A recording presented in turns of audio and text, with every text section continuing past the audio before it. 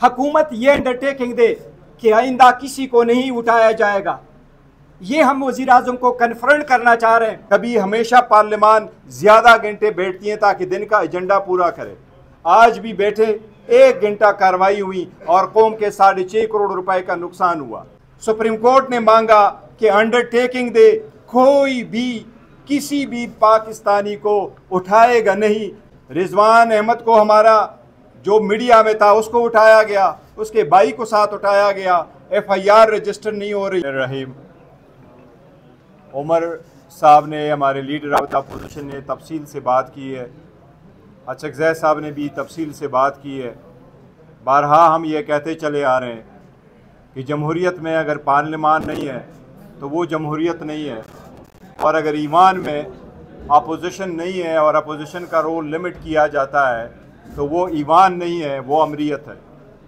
हम बारहा ये बात कहते चले आ रहे हैं कि मौजूदा हुकूमत कानून साजी को भी बलडोज करते चली आ रही है।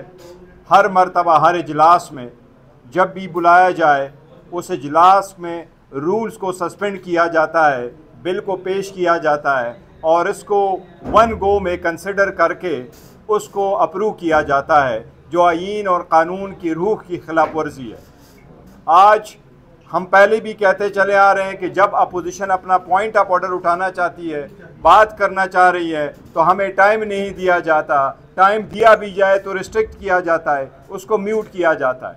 आज वज़ीर आज़म साहब बैठे थे, इसलिए आज आपके वसातत से वो पॉइंट ऑफ ऑर्डर जिसको स्पीकर साहब ने हमें मौका नहीं दिया, जिसकी वजह से स्पीकर साहब ने असम्बली को प्रोरोग किया है। कल भी इजलास हुआ है, एजेंडा अधूरा रहा है।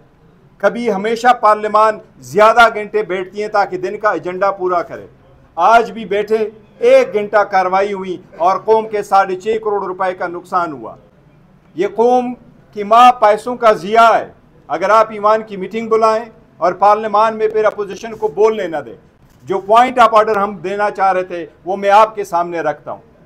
सुप्रीम कोर्ट में कई सारी पिटीशनें पेंडिंग थी और सुप्रीम कोर्ट में पिटीशनें ये थी कि हर बंदे का, और आइन के मुताबिक थी, आइन का आर्टिकल 41 यही कहता है कि dignity of man and privacy of the home inviolable है। किसी के घर झांका नहीं जाएगा, किसी को उठाया नहीं जाएगा। सुप्रीम कोर्ट ने उस पर ऑर्डर किया। मैं आपको पिटीशंस भी बता रहा हूँ और मैं आपको उनके डेट भी बता रहा हूँ। ये पिटीशनें थी सिविल पिटीशन नंबर 1503। इसमें पिटीशनें आई थी कॉन्स्टिट्यूशन पिटीशन थी 51 ऑफ 2023। इसमें सुप्रीम कोर्ट ने 3 जनवरी को ऑर्डर किया था। 3 जनवरी को ऑर्डर करके वज़ीर आज़म से एक अंडरटेकिंग मांगी थी। उस ऑर्डर के पैरा नंबर 11 में ये अंडरटेकिंग दी कि वफाकी हुकूमत ये अंडरटेकिंग दे, पहली पूरी तफसील दे कि इस मुल्क में कितने लोग हैं जिनकी इनफोर्स डिसअपीयरेंस हुई है। साथ ही हुकूमत ये अंडरटेकिंग दे कि आइंदा किसी को नहीं उठाया जाएगा।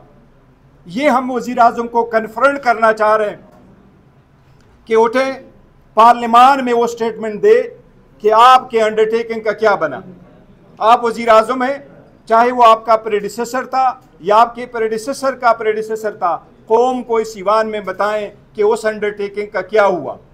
सुप्रीम कोर्ट ने मांगा कि अंडरटेकिंग दे, कोई भी किसी भी पाकिस्तानी को उठाएगा नहीं मगर कानून के मुताबिक।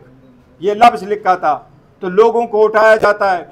रिजवान अहमद को हमारा जो मीडिया में था उसको उठाया गया, उसके भाई को साथ उठाया गया। FIR रजिस्टर नहीं हो रही तो क्यों कर हक वफाकी हुकूमत एक तरफ एक तरफ तो रजिस्टर नहीं करवा रही, दूसरी तरफ वो कह रही है जी कि वो अंडरटेकिंग नहीं दे रही, उसकी बात भी नहीं बता रही, हमें बोलने भी नहीं दिया जा रहा। साथ ही साथ किसी भी बात को पार्लियामान में नहीं लिया जाता एतमाद में। तो ये हम कन्फ्रंट करना चाह रहे हैं। अचकज़ै साहब सही फरमा रहे।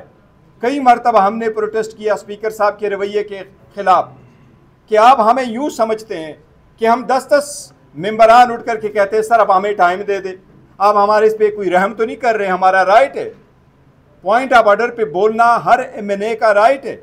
अगर पॉइंट ऑफ ऑर्डर आपको ना फील हो कि हो तो आप इजाज़त ना दें, लेकिन आप बोलने की ज़रूर इजाज़त दे, यही आपकी कस्टोडियन है, being house custodian of the house, इसके बगैर नहीं। तो इसलिए अचकज़ई साहब सही फरमा रहे हैं, अगर स्पीकर और डिप्टी स्पीकर का रवैया ऐसा ही रहता है तो शायद ये हमें वो जमहूरी इक़दाम और जो हम नहीं करना चाहेंगे भी, लेकिन ये आखिर और ये सख्त इक़दाम करने पे मजबूर करेंगे अगर इनके रवैये नहीं बदलते। हमारी उम्मीद है इंशाल्लाह कि ये अपना रवैया बदलेंगे, नहीं है तो हम रिक्वेजिशन भी खुद करेंगे और हम सारे एक्शन कंसिडर करेंगे इंशाल्लाह।